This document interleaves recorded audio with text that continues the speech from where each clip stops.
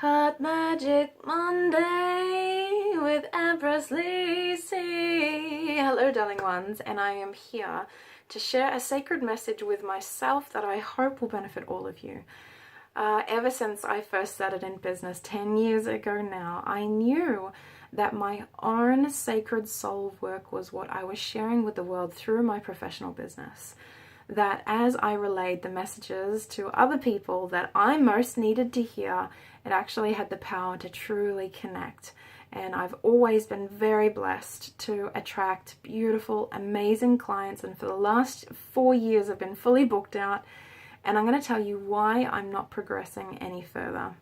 I'm actually going to tell you why my growth is stunted at this particular stage.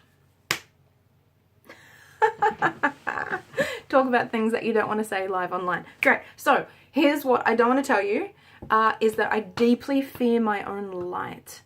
And the truth is that we either choose to sit in the repeating, recurring shadow that we have known, or we can choose to sit in the light of truth. Now here's the reality, is that being exposed to shadow, lies, deceit, betrayal, I won't go into the depth of it, but what I was exposed to in my first 18 years was horrific for my soul, because the people that I witnessed around me had taken their nobility and their purity and their magnificence and had feared it so much that they had shunned it and cast it out. And it had changed and warped and formed into shadow. The inability to keep promises, the inability to hold others up, to tear other people down and use cruel words and hurtful statements and actions.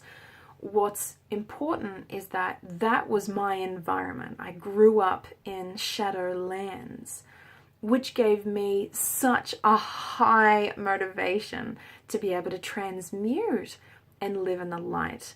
Now, ever since those years, I have kept my promises. I'm reliable. I'm on time. I'm somebody that will love anyone before me. I hold other people in acceptance because I know how it feels to be judged. I've transmuted so much of that shadow. But what's stalling me in my business and in my life right now is that my progression has gotten me to the point where I fear stepping deeper into my light. And I want to talk to you about it to get front, clear, honest, straight up with myself. But I also want to share it with you because this is one of the most important choices that we will make in this life, is whether we will repeat the shadows shown to us or whether we will invite ourselves deeper into radiating the truth that was not shown to us, which is found, because wherever the shadow is, this is where the light is.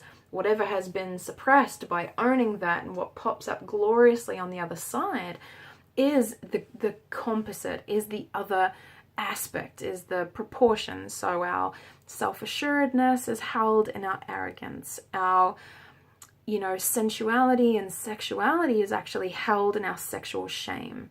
Our power is held in our trauma. And these are just some brief, non-specific examples because I don't want to get too technical or detailed in this video for today. I want to more point out that those of us who were born into shadow families where we saw, some of this behavior around us, we have been invited to live in the light. But we reach a point where we still find ourselves feeling safe, at home, and comfortable, attached and associated to the shadow that we were exposed to. Do you know what I'm talking about?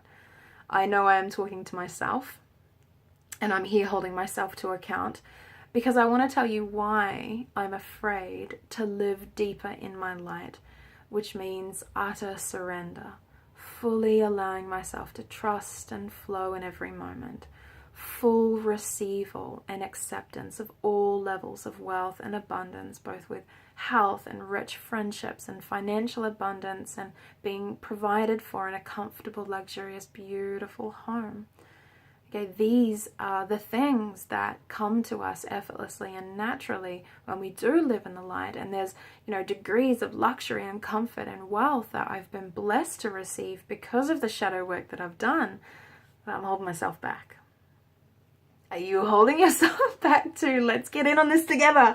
Because I think if we can really understand that this is the hack for all of humanity, then we can actually do something about it together, which is the point of all of my work. It's really to allow myself to rise and ascend and transcend the suffering and the shadow that I have known in order to open up into a experience of heaven on earth, into a state of being deeply connected and aware, living in the light, as Shakti Gawain says.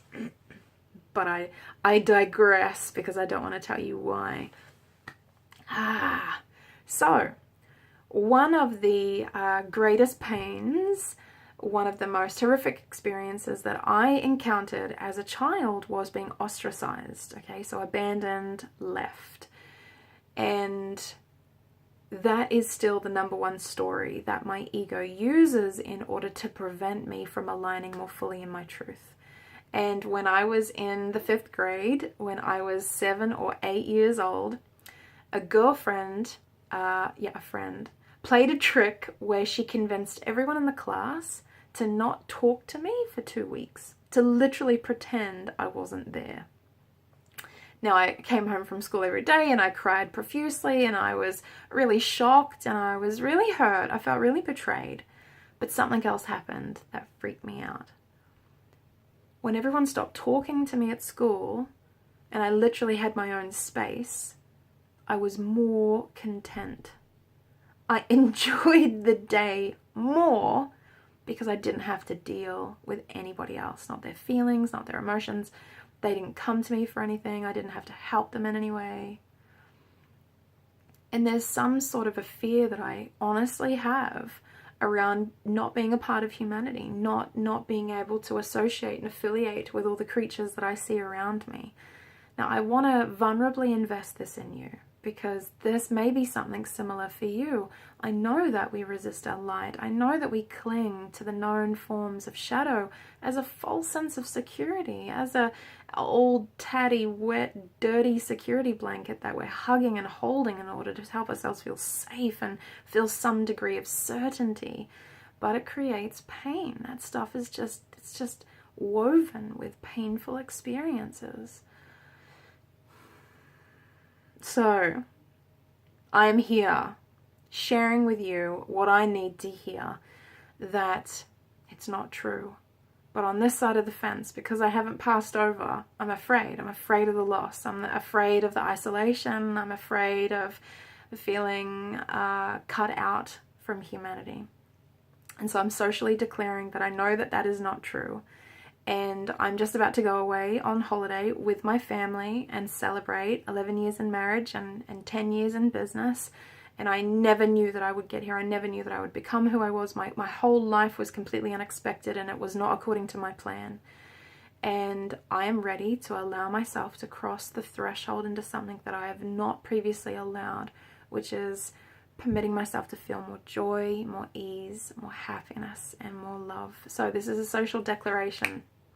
I'm showing up, doing my work with you because I need you to know that it's our responsibility to do this work in the world. We can't invite anyone else into the light until we're willing to sacrifice our sense of security in order to embody it ourselves. When our presence radiates our truth, that's when those around us are safe and permitted to freely choose to themselves. Either they will walk away and stay committed to their shadow, or they will naturally unfurl and unfold deeper in their truth. And that's what we want for everybody else. So that is what I'm giving to myself. Social declaration from Empress Lysa.